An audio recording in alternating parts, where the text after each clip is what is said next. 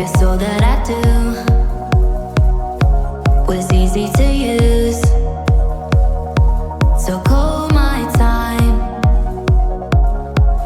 but you weren't really mine, just something to do. Thought I never knew. 안녕하세요, 반갑습니다. 오늘은 냉기 속성의 회전 가르기 양손 창 빌드를 소개해 드리려고 합니다. 지금까지 많은 분들께서 화염 속성을 이용해 주신 걸로 알고 있는데요, 저 또한 저번 영상에서 소개해 드린 것처럼 화염 빌드를 가지고 모든 적들을 다 처리를 했습니다. 하지만 화염 속성만으로 게임을 마무리하기엔 너무나 아쉬움이 커서 다른 원소들도 한번 사용해서 보스들을 처리해 보려고 합니다. 보스 재대결 시스템이 나오지 않아서 죽일 수 있는 강적들은 없지만 조만간 업데이트가 된다고 하니까 지금부터 여러가지 속성들을 좀 연구해서 다음 보스 재대결에서는 다양한 속성으로 한번 공략을 해보려고 합니다. 다른 여러가지 원소 기술을 사용해서 공략을 한다면 훨씬 더 다양한 즐거움을 경험할 수 있지 않을까 생각이 듭니다. 그럼 이제 본격적으로 스킬부터 한번 설명을 해 드리도록 하겠습니다. 스킬을 한번 보시죠. 처음에는 원소 강화에서 회전 가르기까지 해금이 돼 있으셔야 합니다. 그리고 당연히 원소 속성도 해금이 되어 있어야 하겠죠. 그 다음 무기 같은 경우에는 창으로 바꿔서 한번 보시면 됩니다. 먼저 무기 5까지 찍어 주시고요. 그 다음 전진배기 당연히 찍어 주셔야 되고요.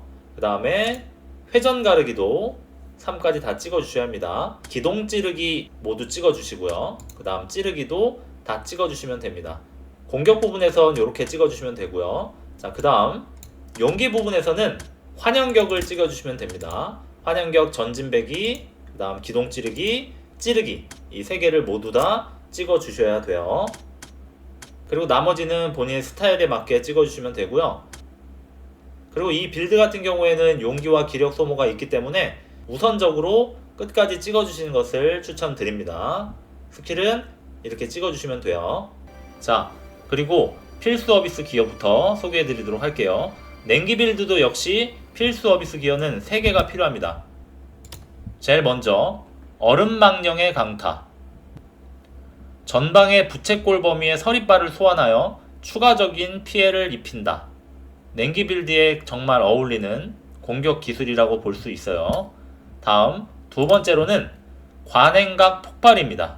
적이 있는 위치에 잠시 후 얼음이 폭발하여 넓은 범위의 냉기 피해를 입힌다. 빙결 속성을 부여한 공격을 하면 용기를 추가로 소모하여 관행각 폭발이 발동된다고 설명이 되어 있습니다. 다음은 이번 빌드의 핵심적인 어비스 기어라고 할 수 있죠. 혹한의 세례가 필요합니다. 공격이 끝난 이후에 주변에 우박을 터뜨려서 냉기 피해를 입히는 가장 멋있는 기술이라고 볼 수가 있어요.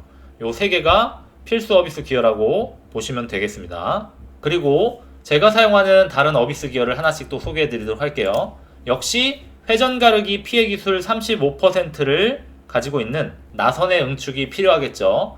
저 같은 경우에는 대지의 울림도 사용하고 있습니다.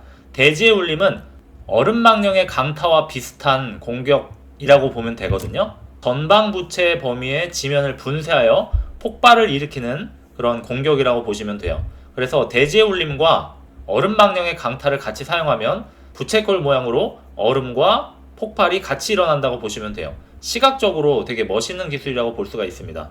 칠흑의 잔영도 저는 사용하고 있습니다. 칠흑의 잔영 같은 경우에는 공격 기술이 끝나고 나서 고엔의 잔상이 나타나서 한 번 더 그림자 검기를 휘두릅니다. 환영격과 좀 비슷한 공격이라고 보시면 되는데요. 추가 피해를 주기 때문에 이 공격도 역시 회전 가르기와 어울리는 기술이라고 보시면 돼요. 그리고 전진배기를 또 많이 사용하기 때문에 그림자 발톱을 사용할 수가 있습니다.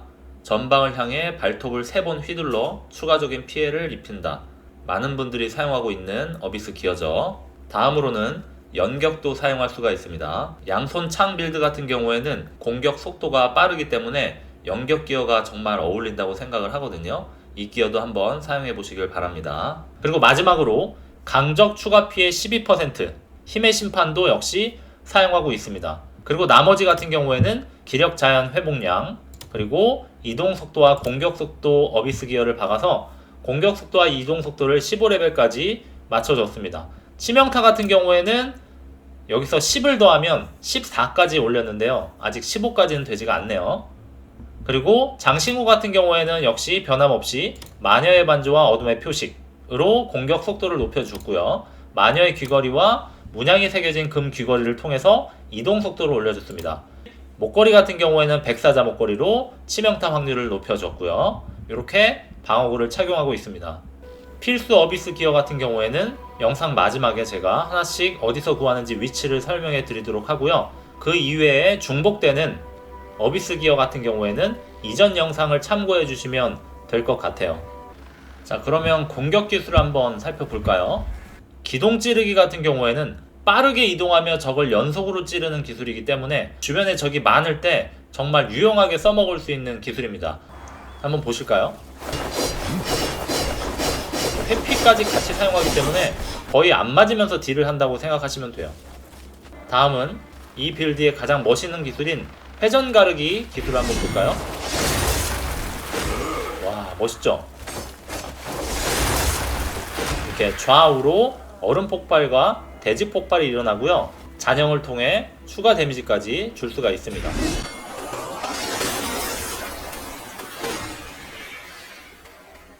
그리고 회전 가르기 기술에 L2를 누르게 되면 폭탄의 세례가 터져서 이렇게 주변에 우박이 떨어지게 됩니다.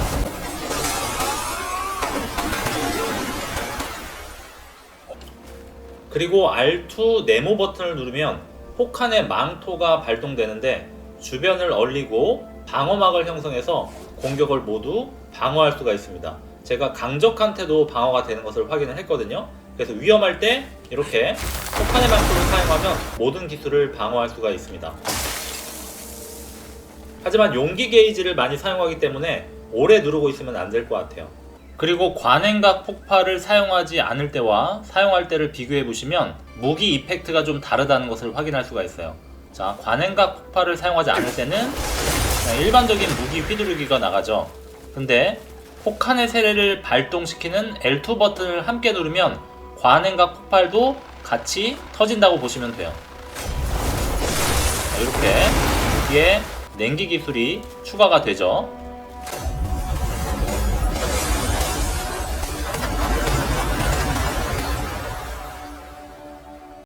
자, 이렇게 냉기 빌드의 스킬과 필수 어비스 기어 그리고 기타 어비스 기어를 소개해 드렸는데요.